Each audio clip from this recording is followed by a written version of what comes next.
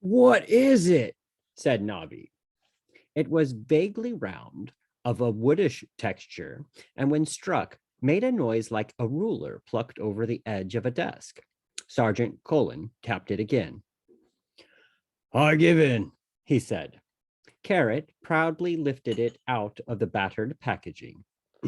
It's a cake, he said, shoving both hands under the thing and raising it with some difficulty. From my mother. He managed to put it on the table without trapping his fingers. Can you eat it? Said Nobby.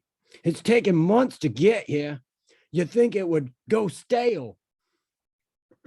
Oh, it's to a special dwarfish recipe, said Carrot. Dwarfish cakes don't go stale. Sergeant Colin gave it another sharp rap. I suppose not, he conceded. It's incredibly sustaining, said Carrot. Practically magical. The secret has been handed down from dwarf to dwarf for centuries. 1 piece of this, and you won't want anything to eat all day. Get away, said Colin. A dwarf can go hundreds of miles with a cake like this in his pack, Carrot went on. I bet he can, said Colin gloomily. I bet all the time he'd be thinking, bloody hell, I hope I can find something else to eat soon. Otherwise, it's the bloody cake again. Carrot, to whom the word irony meant something to do with metal, picked up his pike and, after a couple of impressive rebounds, managed to cut the cake into approximately 4 slices. There we are, he said cheerfully. One for each of us, and one for the captain. He realized what he had said. Oh, sorry. Yes, said Colin flatly. They sat in silence for a moment. I liked him, said Carrot. Oh, I'm sorry he's gone. There was some more silence, very similar to the earlier silence, but even deeper and more furrowed with depression. I expect you'll be made captain now, said Carrot. Colin started. Me? I don't want to be captain. I can't do the thinking. It's not worth all that thinking just for another $9 a month. He drummed his fingers on the table. Is that all he got? Said Nobby. I thought officers were rolling in it. $9 a month, said Colin. I saw the pay scales once. $9 a month and $2 plumes allowance. Only he never claimed that bit. Funny, really. He wasn't the plumes type, said Nobby. You're right, said Colin. The thing about the captaincy, I read this book once. You know, we've all got alcohol in our bodies, sort of natural alcohol. Even if you never touch a drop in your life, your body sort of makes it anyway. But Captain Vimes, see, he's one of those people whose body doesn't do it naturally. Like he was born 2 drinks below normal. Gosh, said Carrot. Yes, so when he's sober, he's really sober. Nerd, they call it. You know how you feel when you wake up if you've been on the piss all night, Nobby? Well, he feels like that all the time. Poor bugger, said Nobby. I never realized. No wonder he's always so gloomy. So he's always trying to catch up, see? It's just that he doesn't always get the dose right. And of course, Colin glanced at Carrot. He was brung low by a woman. Mind you, just about anything brings him low. So what do we do now, Sergeant? Said Nobby. And do you think he'd mind if we ate his cake? Said Carrot wistfully. It'd be a shame to let it go stale. Colin shrugged. The older men sat in miserable silence as Carrot macerated his way through the cake like a bucket wheel rock crusher in a chalk pit. Even if it had been the lightest of souffles, they wouldn't have had any appetite. They were contemplating life without the captain. It was going to be bleak, even without dragons. Say what you like about Captain Vimes, he'd had style. It was cynical, black-nailed style, but he'd had it and they didn't. He could read long words and add up. Even that was style of a sort. He even got drunk in style. They'd been trying to drag the minutes out, trying to stretch out the time, but the night had come. There was no hope for them. They were going to have to go out on the streets. It was 6 of the clock, and all wasn't well. Oh, I miss Errol too, said Carrot. He was the captain's, really, said Nobby. Anyway, Lady Ramkin will know how to look after him. It's not as though we could leave anything around either, said Colin. I mean, even the lamp oil. He even drank the lamp oil. And the mothballs, said Nobby. A whole box of mothballs. Why would anyone want to eat mothballs? And the kettle and sugar. He was a devil for sugar. He was nice, though, said Carrot. Friendly. Oh, I'll grant you, said Colin. But it's not right, really. A pet where you have to jump behind a table every time it hiccups. Oh, I shall miss his little face, said Carrot. Nobby blew his nose loudly. It was echoed by a hammering on the door. Colin jerked his head. Carrot got up and opened it. A couple of members of the palace guard were waiting with arrogant impatience. They stepped back when they saw Carrot, who had to bend a bit to see under the lintel. Bad news, like Carrot, travels fast. We've brung you a proclamation, said one of them. You've got to... What's all that fresh paint on your breastplate?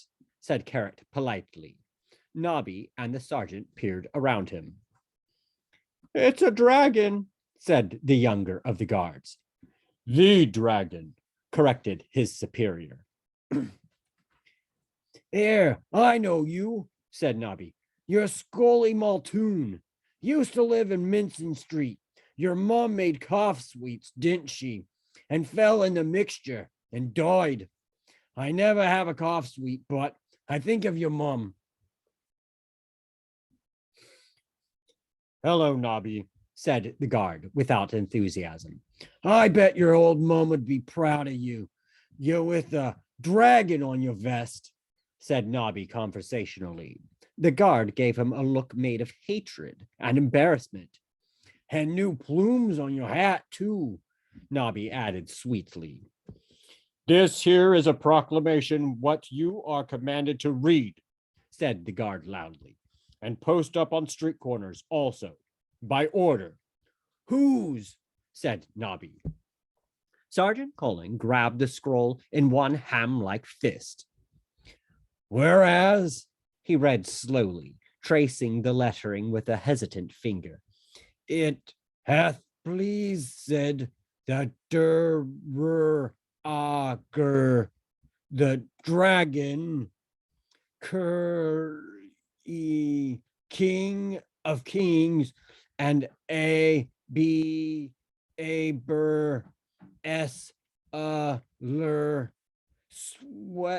Sweat beaded on the broad pink cliff of his forehead. Absolute, that is, ruler of... He lapsed into the tortured silence of academia, his fingertip jerking slowly down the parchment. No, he said at last. That's not right, is it? It's not going to eat someone? Consume, said the older guard. It's all part of the social contract, said his assistant woodenly. A small price to pay, I'm sure you will agree, for the safety and protection of the city. From what? Said Nobby. We've never had an enemy we couldn't bribe or corrupt. Until now, said Colin darkly. You catch on fast, said the guard. So you're going to broadcast it on pain of pain. Carrot peered over Colin's shoulder. What's a virgin? He said. An unmarried girl, said Colin quickly. What, like my friend Reet? Said Carrot, horrified. Well, no, said Colin. She's not married, you know. None of Mrs. Pom's girls are married. Well, yes. Well then, said Carrot with an air of finality. We're not having any of that kind of thing, I hope. People won't stand for it, said Colin. You mark my words.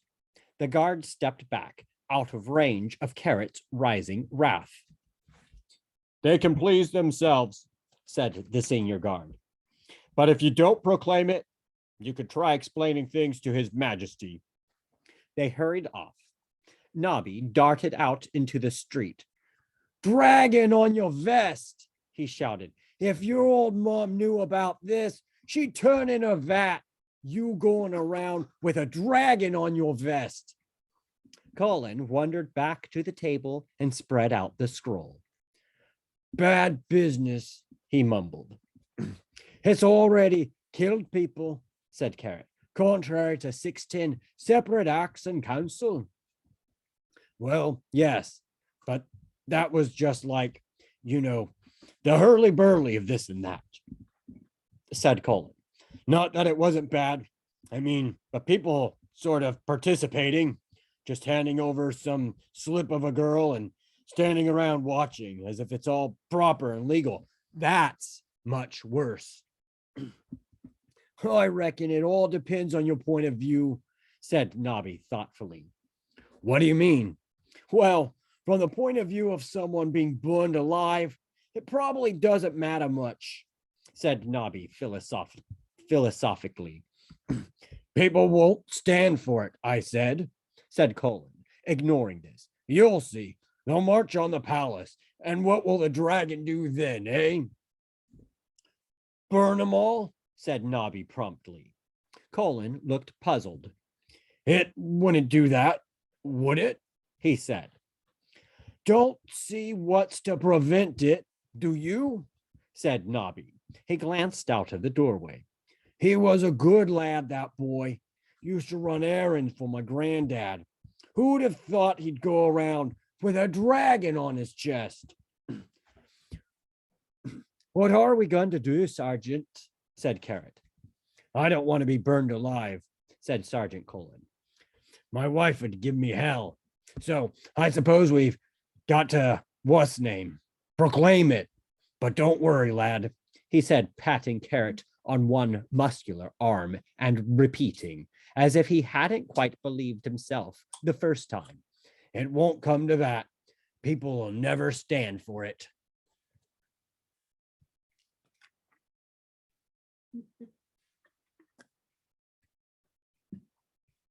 Lady Ramkin ran her hands over Errol's body. Damned if I know what's going on in there, she said. The little dragon tried to lick her face. What's he been eating? The last thing, I think, was a kettle, said Vimes. A kettle of what? No, a kettle. A black thing with a handle and spout. He sniffed it for ages, then he ate it. Errol grinned weakly at him and belched. They both ducked. Oh, and then we found him eating soot out of the chimney. Vimes went on as their heads rose again over the railings. They leaned back over the reinforced bunker that was one of Lady Ramkin's sickbay pins. It had to be reinforced. Usually, one of the first things a sick dragon did was lose control of its digestive processes. It doesn't look sick exactly, she said, just fat. He whines a lot, and you can sort of see things moving under his skin. You know what I think? You said they can rearrange their digestive systems. Oh, yes. All the stomachs and pancreatic crackers can be hooked up in various ways, you see, to take advantage, Oh, whatever they can find to make flame with, said Vimes. Yes, I think he's trying to make some sort of very hot flame. He wants to challenge the big dragon. Every time it takes to the air, he just sits there whining. and doesn't explode. Not that we've noticed. I mean, I'm sure if he did, we'd spot it. He just eats indiscriminately. Hard to be sure. He sniffs everything and eats most things. 2 gallons of lamp oil, for example. Anyway, I can't leave him down there. We can't look after him properly. It's not as if we need to find out where the dragon is now, he added bitterly. I think you're being a bit silly about all this, she said, leading the way back to the house. Silly? I was sacked in front of all those people. Yes, but it was all a misunderstanding, I'm sure. I didn't misunderstand it. Well, I think you're just upset because you're impotent. Vimes' eyes bulged. Really? He said, against the dragon. Lady Ramkin went on, quite unconcerned. You can't do anything about it. I reckon this damn city and the dragon just about deserve one another, Said Vimes. People are frightened. You can't expect much of people when they're so frightened. She touched him gingerly on his arm. It was like watching an industrial robot being expertly manipulated to grasp an egg gently. Not everyone's as brave as you, she added timidly. Me? The other week, when you stopped them killing my dragons. Oh, that's not bravery. Anyway, that was just people. People are easier. I'll tell you one thing for nothing. I'm not looking up that dragon's nose again. I wake up at days thinking about that. Oh, she seemed deflated. Well, if you're sure, I've got a lot of friends, you know. If you need any help, you've only got to say. The Duke of Stohelitz is looking for a guard captain. I'm sure. I'll write you a letter. You'll like them. They're a very nice young couple. I'm not sure what I shall do next, said Vimes, more gruffly than he intended. I'm considering one or two offers. Well, of course. I'm sure you know best. Vimes nodded. Lady Ramkin twisted her handkerchief around and around in her hands. Well, then, she said. Well, said Vimes, I expect you'll be wanting to be off then. yes, I expect I had better be going. There was a pause. Then they both spoke at once. It's been very. I'd just like to say, Sorry. sorry. No, you were speaking. No, sorry. You were saying, oh, Vimes hesitated. I'll be off then. Oh, yes. Lady Ramkin gave him a washed out smile.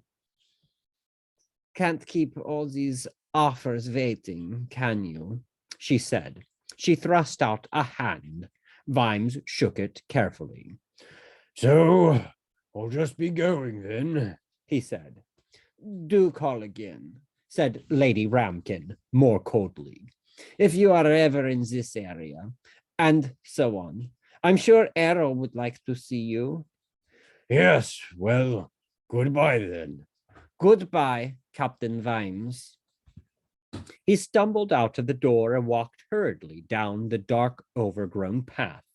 He could feel her gaze on the back of his neck as he did so, or at least he told himself that he could. She'd be standing in the doorway, nearly blocking out the light, just watching me. But I'm not going to look back, he thought.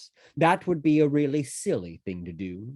I mean, she's a lovely person, She's got a lot of common sense and an enormous personality. But really, I'm not going to look back, even if she stands there while I walk all the way down the street. Sometimes you have to be cruel to be kind. So, when he heard the door shut when he was only halfway down the drive, he suddenly felt very, very angry, as if he had just been robbed. He stood still and clasped and unclasped his hands in the darkness. He wasn't Captain Vimes anymore. He was Citizen Vimes, which meant that he could do things he'd once never dreamed of doing. Perhaps he could go and smash some windows. No, that wouldn't be any good. He wanted more than that. To get rid of that bloody dragon, to get his job back, to get his hands on whoever was behind all this, to forget himself just once and hit someone until he was exhausted. He stared at nothing. Down below the city was a mass of smoke and steam. He wasn't thinking of that, though. He was thinking of a running man. And further back in the fuddled mists of his life, a boy running to keep up. And under his breath, he said, "Any of them get out?"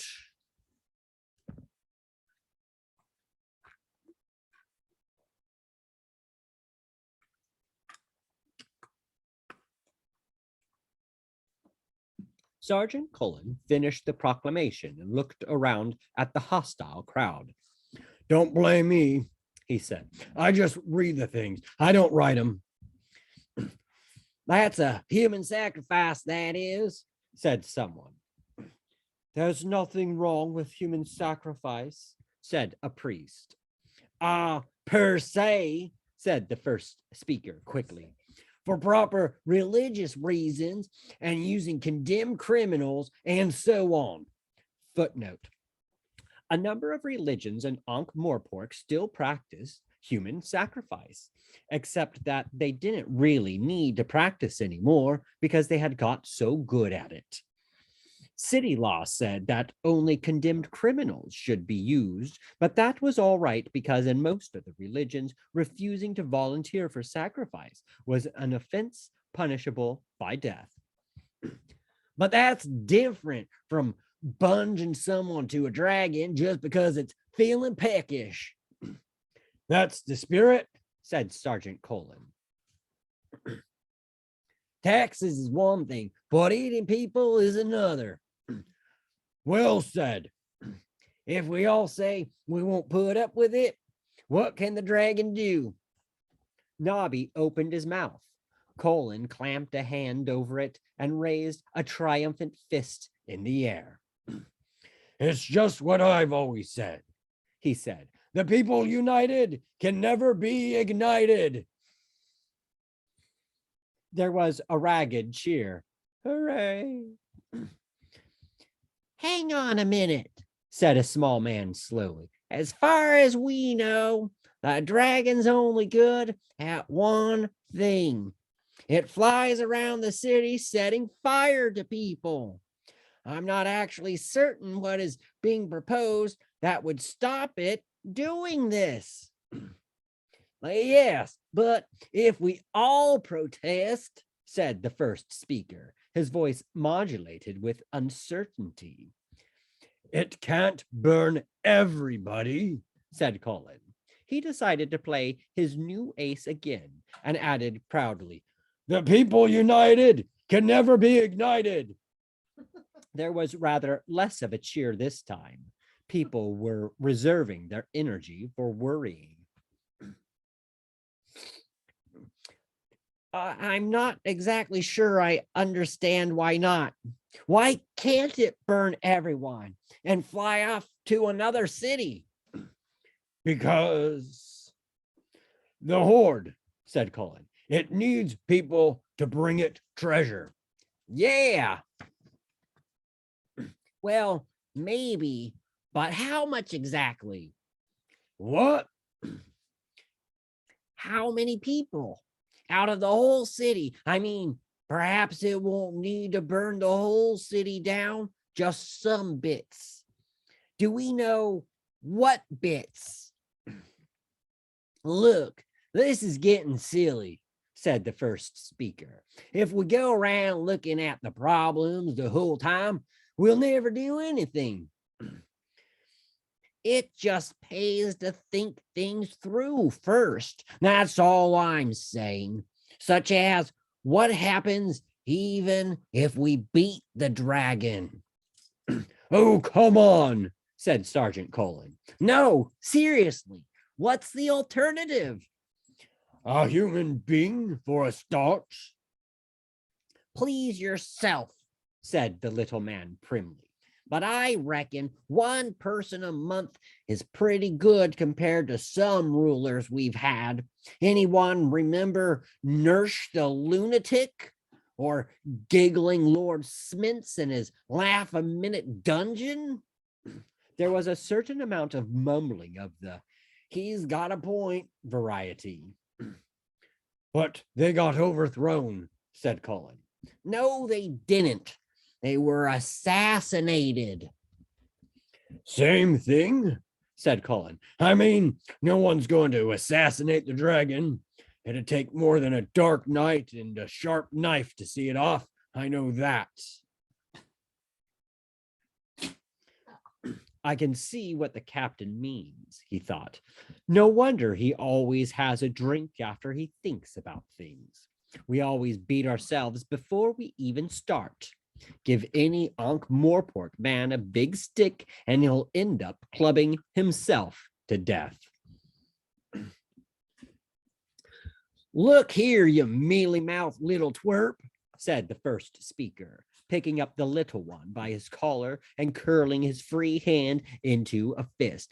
I happen to have 3 daughters, and I happen to not want any of them at. Thank you very much. Yes, the people united will never be. Colin's voice faltered. He realized that the rest of the crowd were all staring upward.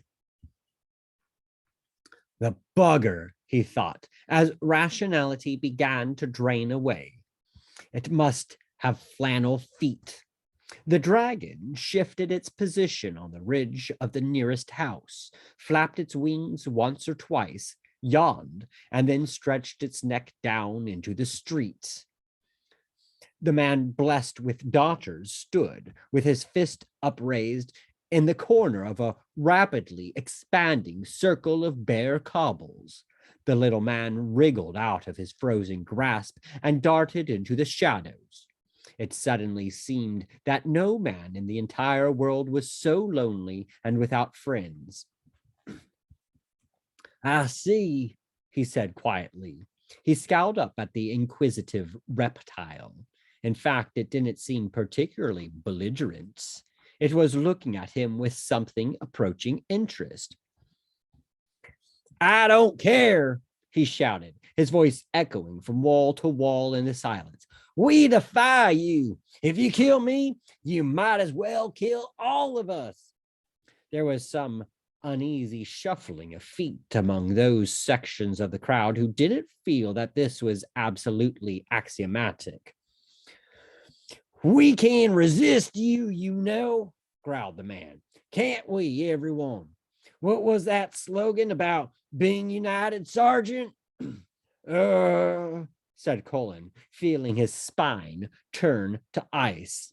I warn you, Dragon, the human spirit is. They never found out what it was, or at least what he thought it was, although possibly in the dark hours of a sleepless night, some of them might have remembered the subsequent events and formed a pretty good and gut-churning insight, to wit, that one of the things sometimes forgotten about the human spirit is that while it is, in the right conditions, noble and brave and wonderful, it is also, when you get right down to it, only human. The dragon flame caught him full on the chest. For a moment, he was visible as a white-hot outline before the neat black remains spiraled down into a little puddle of melting cobbles. The flame vanished. The crowd stood like statues, not knowing if he was staying put or running that would attract more attention. The dragon stared down, curious to see what they were going to do next. Colin felt that, as the only civic official present, it was up to him to take charge of the situation. He coughed. Right then, he said, trying to keep the squeak out of his voice. If if you would just move along there, ladies and gentlemen. Move along now. Move along. Let's be having you, please. He waved his arms in a vague gesture of authority as the people shuffled nervously away. Out of the corner of his eye, he saw red flames behind the rooftops and sparks spiraling in the sky. Haven't you got any homes to go to? He croaked.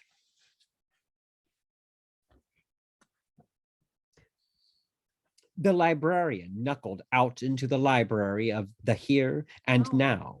Every hair on his body bristled with rage. He pushed open the door and swung out into the stricken city. Someone out there was about to find that their worst nightmare was a maddened librarian with a badge. The dragon swooped leisurely back and forth over the nighttime city, barely flapping its wings. It didn't need to. The thermals were giving it the lift it needed. There were fires all over Ankh-Morpork. So many bucket chains had formed between the river and various burning buildings that buckets were getting misdirected and hijacked. Not that you really needed a bucket to pick up the turbid waters of the river Ankh. A net was good enough. Downstream, teams of smoke-stained people worked feverishly to close the huge corroded gates under the brass bridge. They were Ankh-Morpork's last defense against fire. Since then, the Ankh had no outlet and gradually, oozingly filled the space between the walls. A man could suffocate under it. The workers on the bridge were the ones who couldn't or wouldn't run. Many others were teeming through the gates of the city and heading out across the chilly, mist-wreathed plains. But not for long. The dragon, looping and curving gracefully above the devastation, glided out over the walls. After a few seconds, the guards saw actinic fire stab down through the mists. The tide of humanity flowed back, with the dragon hovering over it like a sheepdog. The fires of the stricken city glowed redly off the underside of its wings. Got any suggestions about what we do next, Sergeant? Said Nobby. Colin didn't reply. I wish Captain Vimes were here, he thought. He wouldn't have known what to do either, but he's got a much better vocabulary to be baffled in. Some of the fires went out as the rising waters and the confused tangle of fire chains did their work. The dragon didn't appear to be inclined to start anymore. It had made its point. I wonder who it will be, said Nobby. What? Said Carrot. The sacrifice, I mean. Sergeant said people wouldn't put up with it, said Carrot stoically. Yeah, well, look at it this way. If you say to people, what's it to be? Either your house burned down around you or some girl you've probably never met being eaten, well, they might get a bit thoughtful. Human nature, see? Oh, I'm sure a hero will turn up in time, said Carrot, with some sort of new weapon or something, and strike at its vulnerable spots. There was the silence of sudden, intense listening. What's one of them? Said Nobby. Oh, spots where it's vulnerable. My granddad used to tell me stories. Hit a dragon in its vulnerables, he said, and you've killed it. Like kicking it in the what's names? Said Nobby interestedly. Don't know. I suppose so. Although, Nobby, I've told you before, it is not right to. And where's the spot like? Oh, a different place on each dragon.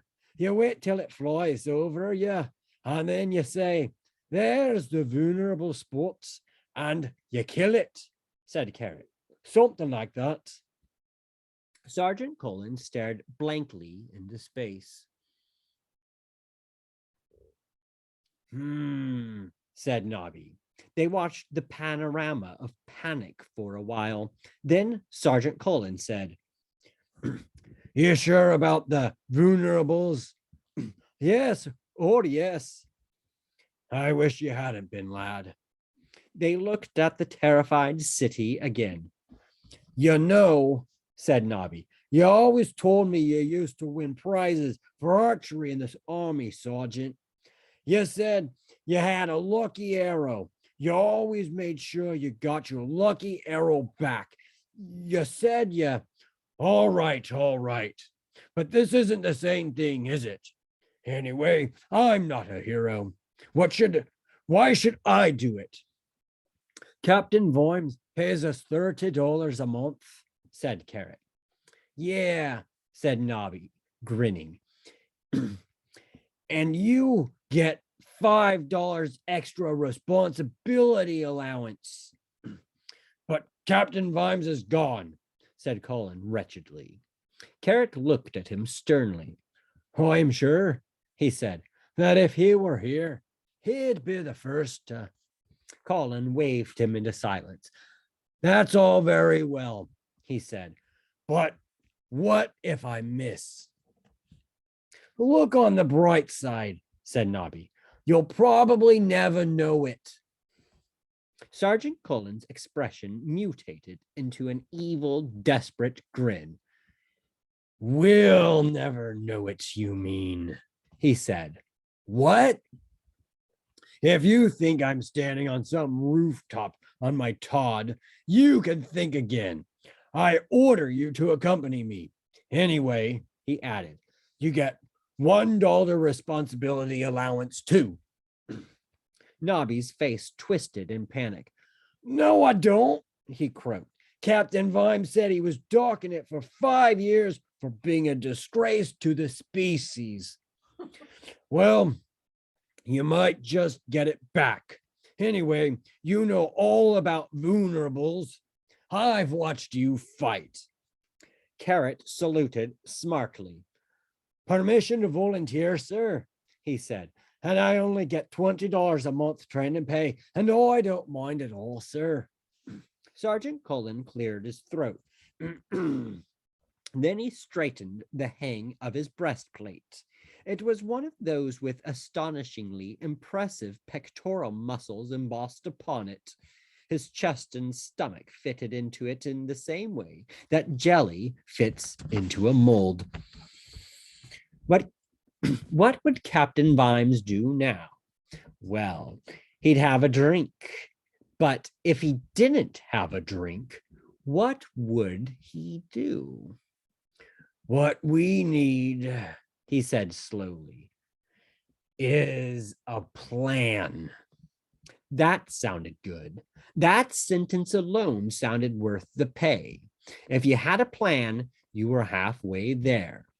And already he thought he could hear the cheering of crowds. They were lining the streets and they were throwing flowers, and he was being carried triumphantly through the grateful city. The drawback was, he suspected, that he was being carried in an urn.